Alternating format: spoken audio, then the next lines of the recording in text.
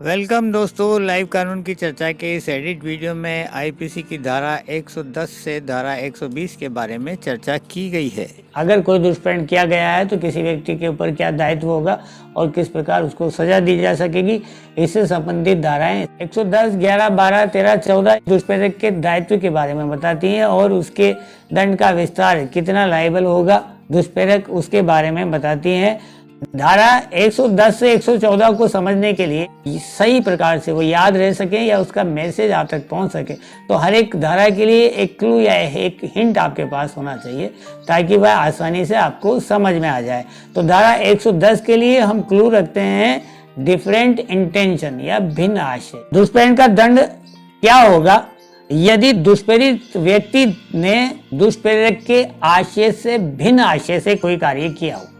एक व्यक्ति दुष्कर्म करने वाला है, दूसरा व्यक्ति दुष्कर्म को पाने वाला है। जिस आशय से दुष्कर्म किया है उससे डिफरेंट इंटेंशन के साथ, भिन्न आशय के साथ अगर कोई कार्य कर दिया जाता है तो दुष्प्रेरक का दंड कितना होगा, ये धारा आपको 110 बताती है। तो डिफरेंट इंटेंशन है यहाँ पर,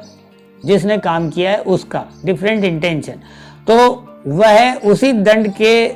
दंड से दंडित किया जाएगा जो उस अपराध के लिए उपबंधित है जो किया जाता दुष्प्रेरक के इंटेंशन से। दुष्प्रेरक का जो आशय था जिस अपराध को कराने का, उस अपराध के लिए वह दंडित किया जाएगा दुष्प्रेरक उसके खुद के इंटेंशन के लिए।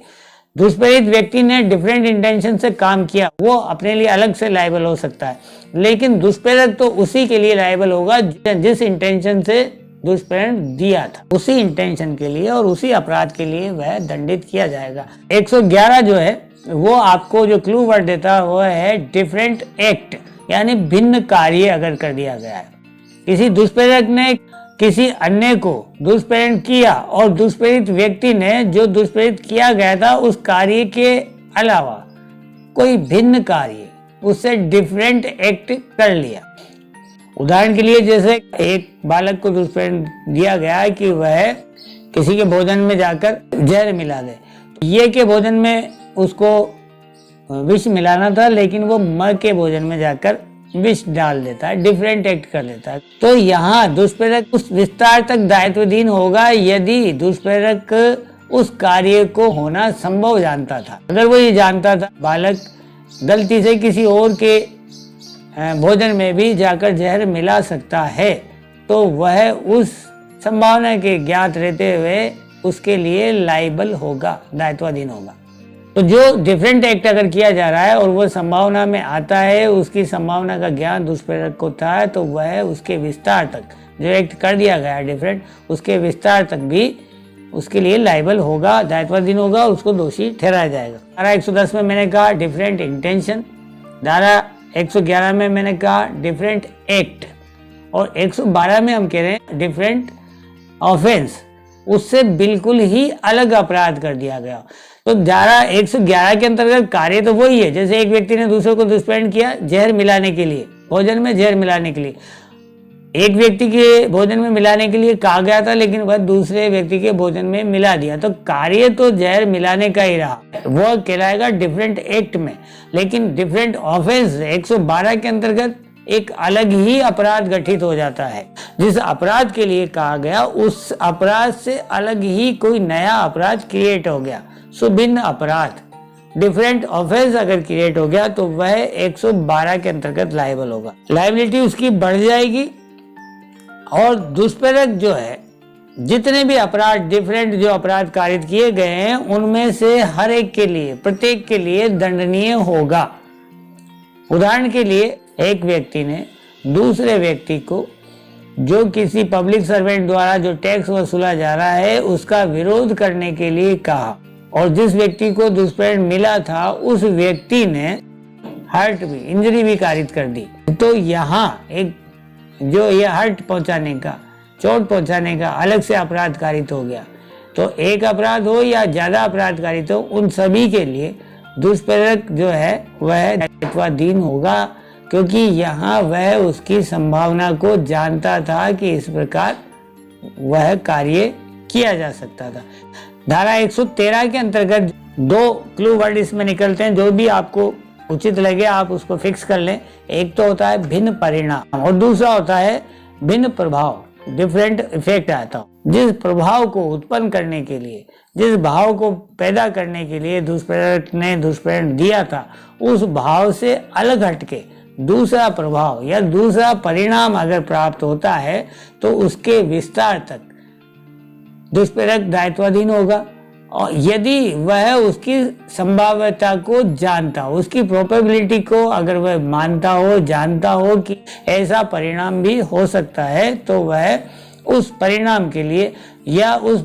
प्रभाव के लिए जो उस अपराध से कारित हुआ, उस प्रभाव के लिए वह लायबल होगा। उदाहरण के तौर पर अगर किसी व्यक्ति ने अन्य व्यक्ति को उपपत्ति कारित करने का दुष्प्रेरण दिया कि केवल चोट पहुंचानी है, लेकिन लड़ाई झगड़ा करते समय या चोट पहुंचाते समय उसने जानबूझकर किसी व्यक्ति की हत्या कर दी, दुष्प्रेरित व्यक्ति ने, तो यहाँ जिसने अपॉइंटमेंट दिया वो व्यक्ति अगर इस बात को जानता था कि व्यक्ति की हत्या भी कर सकता है दुष्प्रेरित व्यक्ति, तो वह हत्या तक के लिए लायबल होगा, दायित्वाधीन होगा और उसको दोषी ठहराया जा सकेगा। धारा 107 आपको दुष्प्रेरण क्या है ये बताती है। धारा 108 ये बताता है कि दुष्प्रेरक कौन होगा और धारा 110 से लेके 114 तक ये बताया जाता है कि दुष्प्रेरक का दायित्व कितना होगा, उसकी लायबिलिटी कितनी होगी, उसके बारे में भिन्न भिन्न प्रकार से आपको बताया है, जिसको मैंने अपने शब्दों में कहा कि डिफरेंट इंटेंशन के साथ किया गया तो भी लायबल होगा, डिफरेंट एक्ट अगर कर दिया गया तो भी लायबल होगा, अगर डिफरेंट ऑफेंस अगर क्रिएट कर दिया गया है दुष्प्रेरित द्वारा तो भी वह लायबल होगा, और डिफरेंट परिणाम अगर उसको कंक्लूजन प्राप्त किया गया है या कोई डिफरेंट इफेक्ट लाया गया है, भिन्न प्रभाव अगर कारित किया गया है, तो भी दुष्प्रेरक उस विस्तार तक दायित्वाधीन होगा जहां वह अपनी समझ, अपने ज्ञान से जानता था कि ऐसा होना संभव है, ऐसे होने की प्रोबेबिलिटी या उसकी संभावना को अगर वह जानता था, तो वह दुष्प्रेरक जो भी एक्ट हुआ है, जो भी अपराध हुआ है, उसके लिए वह लायबल होगा और दोषी ठहराया जाएगा। धारा 114 जो है वो इससे आगे की बात कहती है कि उसकी उपस्थिति का क्या प्रभाव पड़ेगा। अगर दुष्प्रेरक अनुपस्थित होकर भी दुष्प्रेरक के नाते दंडनीय होता,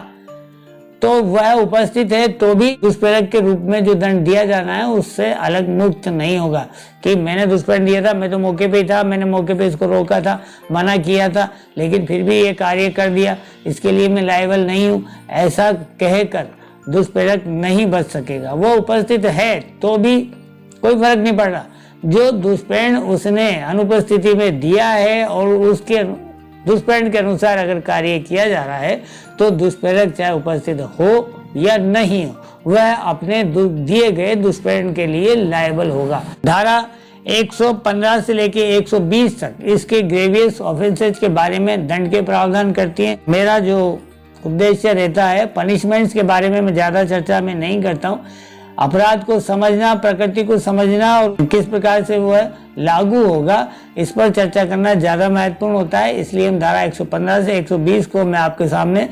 जल्दी से दोहरा देता हूं कि उनमें पनिशमेंट का क्या प्रावधान रखा गया है। धारा 115 कहती है मृत्यु दंड के दंड से दंडनीय या आजीवन कारावास के दंड से दंडनीय अपराध को करने का दुष्प्रेरण दिया गया है। ऐसे अपराध को करने का दुष्प्रेरण दिया गया है जिसका दंड मृत्यु दंड या आजीवन कारावास, उस मामले में दुष्प्रेरक का कितना दंड होगा। इसमें दो पार्ट हैं कि ये पार्ट में यह है कि अगर वह दुष्प्रेरण तो किया गया लेकिन दुष्प्रेरण के फलस्वरूप अपराध नहीं किया गया, दुष्प्रेरक को तो दंड मिलेगा उसके दुष्प्रेरण के लिए, और वह कितना मिलेगा, वह है 7 वर्ष, दोनों में से किसी भी भांति के कारावास का दंडादेश जो कि 7 वर्ष तक का हो सकेगा और जुर्माने से भी वह दंड नहीं होगा। सेकंड पार्ट इसका ये कि अगर अपराध कर दिया जाता है या कोई चोट पहुंचा दी जाती है उस अपराध के करने में, तो वहां दोनों में से किसी भी भांति के कारावास का दंड जिसकी अवधि जो है 14 वर्ष से अनधिक हो सकेगी और जुर्माने से भी दंडित किया जाएगा। धारा 116 तो जहां ऐसा दुष्प्रेरण दिया गया है जिसमें केवल कारावास ही होगा, तो उस मामले में कितना दंड दिया जाएगा, दुष्प्रेरक को, अबेटर को, जिसने दुष्प्रेरण किया है उसको कितना दिया जाएगा। तो यहाँ भी दो पार्ट हैं। पहले पार्ट के अंतर्गत ये है कि यदि वह अपराध नहीं किया जाए, दुष्प्रेरण तो किया गया लेकिन अपराध नहीं किया गया, तो वह दोनों में से किसी भी भांति के कारावास से, तो उस अपराध के लिए जो अवधि है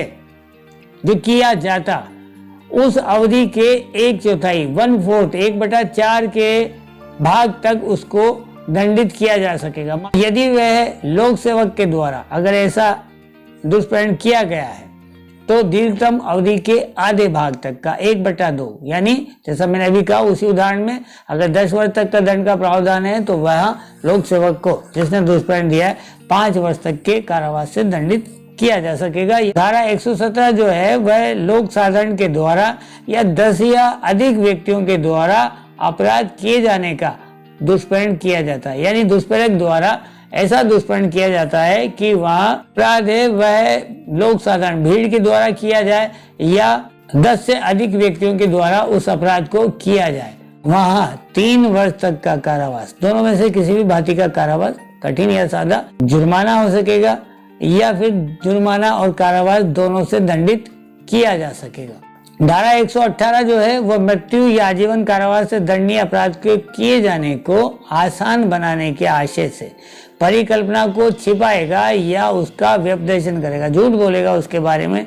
तो दंड कितना होगा उसके बारे में बताती है कि यदि ऐसा अपराध कर दिया जाए तो दोनों में से किसी भांति के कारावास जिसकी अवधि 7 वर्ष तक की हो सकेगी और जुर्माने से दंडित किया जाएगा। यदि ऐसा अपराध नहीं किया जाए तो 3 वर्ष तक अनधिक अवधि के कारावास का, दोनों में से किसी भांति का हो, और यह जुर्माने से दंडित किया जाएगा।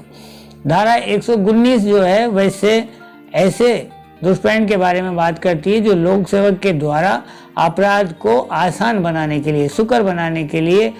किसी परिकल्पना को छिपाने के लिए, जिसका निवारण करना उसका कर्तव्य है, ऐसे लोक सेवक द्वारा उसकी परिकल्पना को छिपाया जा रहा है। तो उस छिपाए जाने का दुष्प्रेरण अगर किया जा रहा है तो यदि उस दुष्प्रेरण के अनुसार अपराध कर दिया जाए तो दीर्घतम अवधि की अवधि के कारावास से, और यदि अपराध मृत्यु या आजीवन कारावास का है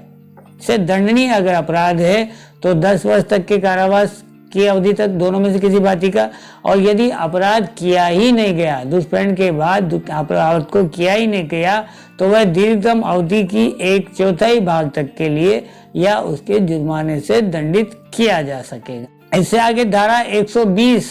जो है वह कारावास से दंडनीय अपराधों की परिकल्पना को छुपाने के बारे में दंड के प्रावधान को बताती है कि अगर अपराध कर दिया जाए तो दीर्घतम अवधि की 1/4 तक कारावास से दंडनीय होगा, और यदि अपराध नहीं किया जाए तो वह दीर्घतम अवधि के 8वें भाग तक 1/8 भाग तक जुर्माने से भी वह दंडनीय होगा। आगे की धाराओं पर की गई चर्चा के वीडियो चैनल की प्लेलिस्ट में मौजूद। अगर आपको वीडियो पसंद आई है तो प्लीज़ लाइक करें, शेयर करें और हमारे चैनल को सब्सक्राइब करना ना भूलें। Thanks for watching.